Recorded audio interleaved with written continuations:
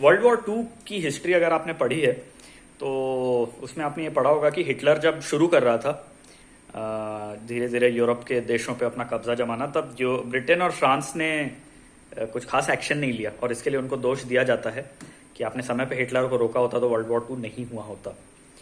तो अभी मुझे लगता है कि इसका ठीक उलट हो रहा है। आपने अभी न्यूज़ में देखा होगा कि यूक्रेन ने मॉस्को जो है उनका फ्लैगशिप वॉरशिप है रशिया का, उसको ध्वस्त कर दिया है और उसके ऊपर ये नेटो में 2 नए मेंबर बनने की कोशिश कर रहे हैं, फिनलैंड और स्वीडन, उसी नेबरहुड में है। तो ये तो और एग्रावेशन हो रहा है बंद करने के बजाय, मतलब युद्ध खत्म हो इसके बजाय युद्ध और कितना खतरनाक हो इस पे ज़्यादा जोर दिया जा रहा है, मुझे ऐसा लगता है। क्योंकि रशियन जनरल्स ने तो कह दिया कि हमारे पास तो इतने फोर्सेस हैं नहीं कि हम ऐसे 3-4 देशों में हर जगह जाके लड़ाई करेंगे, कन्वेंशनल वॉर तो हम नहीं कर सकते, तो हमको न्यूक्लियर ऑप्शन ही एक्सप्लोर करना पड़ेगा। तो मुझे नहीं पता ये यूएस और यूरोप वाले क्या सोच रहे हैं। नो डाउट यूक्रेन ने काफ़ी सरप्राइज़ किया।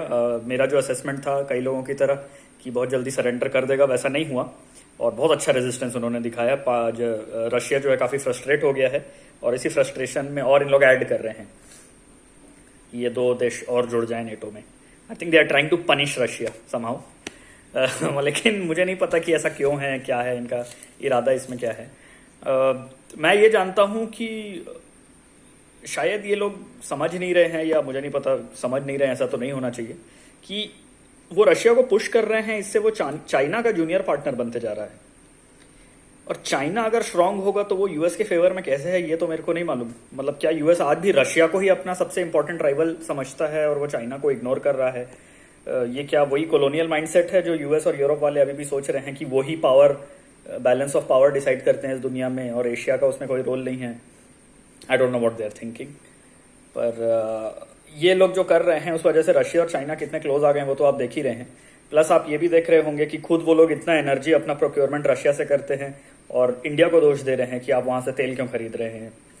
फिर उसके बाद ये माइनॉरिटी और ये सब को लेके वहाँ के मतलब यूएस का कमेंट उसमें आ रहा है कि आपके यहाँ माइनॉरिटी को ये हो रहा है, मतलब क्रिटिसाइज कर रहे हैं।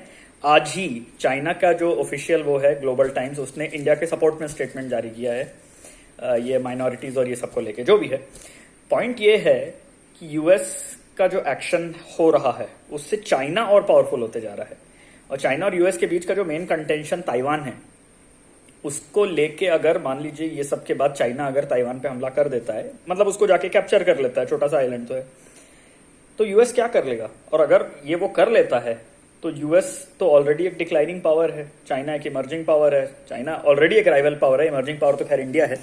लेकिन अगर ऐसा होता है तो फिर यूएस क्या कर लेगा? और फिर उसके बाद यूएस की क्या साख रह जाएगी? That will be the end of dominance of US. मतलब उसके बाद यूएस को कोई इतना सीरियसली नहीं लेगा कि मतलब दुनिया में आप वो है, क्योंकि फिर उनका जो मेन राइवल है उसको जो करना है अगर वो कर लेगा तो I would be using very strong language. लेकिन मुझे लगता है जो बाइडेन बहुत ही वीक प्रेसिडेंट है and he is not a very smart president. अपने देश का अहित करने के लिए वो जो स्टेप्स उठा रहे हैं वो उन्हीं को बैकफायर करेगा अल्टीमेटली। तो मुझे ऐसा लगता है कि सबको कोशिश करनी चाहिए कि युद्ध खत्म हो। ये सब मतलब नेटो वेटो को एक्सपैंड करने के ज़बरदस्ती कोई ज़रूरत नहीं है।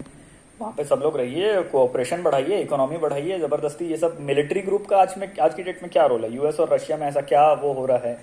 ये जो देश हैं इनको नेटो ज्वाइन करने की ऐसी कौन सी ज़रूरत है? कौन से सिक्योरिटी कंसर्न्स पैदा हो गए हैं? नेटो कौन सा इतना हेल्प कर दे रहा है अभी यूक्रेन की, जो कल को बाद में आप लोगों की करेगा?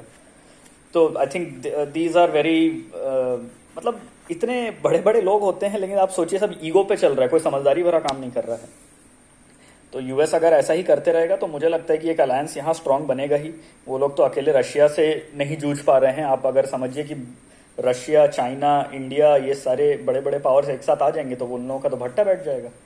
तो क्या समझदारी है इसमें मुझे नहीं पता। आप लोग ज़रूर कमेंट करिए आपको क्या लगता है। ये जो वर्ल्ड के अलग अलग पावर्स हैं, खासकर यूएस और यूरोप हैं, क्या ये चीज़ें सही कर रहे हैं या सही दिशा में कर रहे हैं? और इससे क्या प्रॉब्लम सॉल्व होगी? क्या ये बैलेंस ऑफ पावर शिफ्ट होगा, नहीं होगा?